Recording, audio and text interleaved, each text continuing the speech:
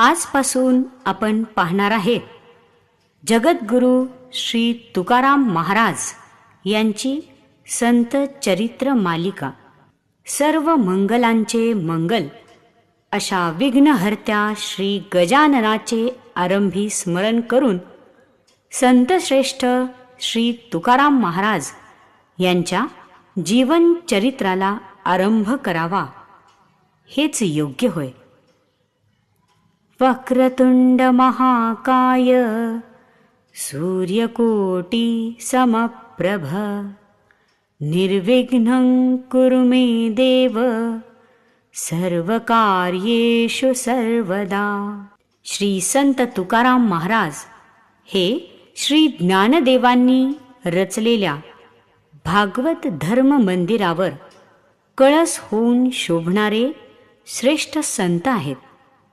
त्यांच्या ठायी महाराष्ट्राच्या आत्मशक्तीचा परम विकास झालेला आहे। अशा या जगद्गुरूचे चरित्र पाहण्यापूर्वी त्यांच्या जीवनाचा पूर्ववृत्तांत आपण पाहूयात। सध्याच्या पुणे जिल्ह्यात पुण्यापासून थोड्या अंतरावर देहू नावाचे गाव आहे। याच गावात श्री तुकारामांचे पूर्वज नांदत होते। गाव तसे लहानसे पण टुमदार आहे। गावाजवळून इंद्रायणी नावाची नदी वाहते। ती लोणावळ्यात उगम पावून सुमारे 60 किलोमीटर प्रवास करून पुढे भीमेला जाऊन मिळते। तिच्या काठावरील प्रदेशात मात्र महाराष्ट्राच्या संस्कृतीची मोठी जडणघडण झालेली आहे। आळंदी हे शैव क्षेत्र तिच्याच काठी आहे। अशा या देहू गावाच्या जवळच भंडारा नावाचा एक डोंगर आहे। तसेच भामनाथाचा डोंगरही आहे। गावकऱ्यांचे उत्पन्नाचे मुख्य साधन म्हणजे शेती, बागायती व व्यापार। शिवाय त्या काळच्या प्रथेप्रमाणे बलुतेदारही होतेच। या गावी एक मोरे आडनावाचे प्रतिष्ठित घराणे नांदत होते। त्यांचे अंबिले असेही उपनाव होते। या वंशातच पुढे श्री तुकारामांचा जन्म झाला। त्यापूर्वीच्या 8व्या पिढीतील विश्वंभर बाबा या पुरुषापर्यंतची नोंद सापडते। त्यामुळे तोच त्या घराण्याचा मूळ पुरुष असे म्हणावयास पाहिजे। हे विश्वंभर बाबा पांडुरंगाचे मोठे निष्ठावंत भक्त होते। त्यांच्यासाठी स्वतः विठ्ठल देहू गावी प्रगट झाले ती हकीकत अशी। हे विश्वंभर आपले दिवसभराचे कामकाज आटोपून रात्री घरी भजन कीर्तन करीत असे। त्यांना हरिभक्तीची मोठी आवड होती। घरची शेती, व्यापार व सावकारी यातच त्यांचा सर्व दिवस निघून जात असे। पण विश्वंभराचा व्यवहार मात्र सचोटीने चालत असे।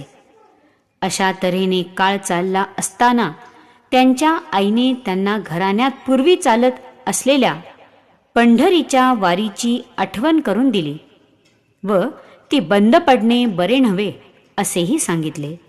विश्वंभर बाबा तर मूळचेच प्रेमळ भक्त होते। त्यामुळे आईचे बोलणे त्यांच्या मनात पक्के ठसले। मग ते त्या वर्षीच्या आषाढी वारीला जाण्यासाठी निघाले। सोबतीला इतर वारकरीही होतेच। मजल दर मजल मुक्काम करीत ते सर्वजण पंढरपूर क्षेत्री जाऊन पोहोचले। चंद्रभागेत अंघोळ करून नंतर पुंडलिकाचे दर्शन घेतले, पूजा केली। सर्व क्षेत्राची प्रदक्षिणा करून ते महाद्वारी येऊन पोहोचले। गरुड हनुमंताला नमन केले। क्षणभर तिथे चाललेले कीर्तन ऐकून मग गाभाऱ्याजवळ गेले। तिथे पाहतो तर घननीळ सावळे परब्रह्म कमरेवर दोन्ही हात ठेवून व नाकाच्या टोकावर दृष्टी लावून उभे होते। गळ्यात तुळशीच्या माळा, भाळी केशर कस्तुरीचा टिळा, सर्वांगी चंदनाची उटी व बुक्क्याची उधळण अशी ती मूर्ती पाहून विश्वंभर तर अगदी देहभान विसरूनच गेले।